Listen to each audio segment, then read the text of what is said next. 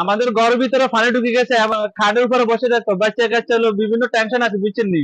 এমনকি বিভিন্ন রোগ দেখা দিই, জ্বর টর সর্দি কাশি, বিভিন্ন সমস্যায় ভুগতেছি আমরা।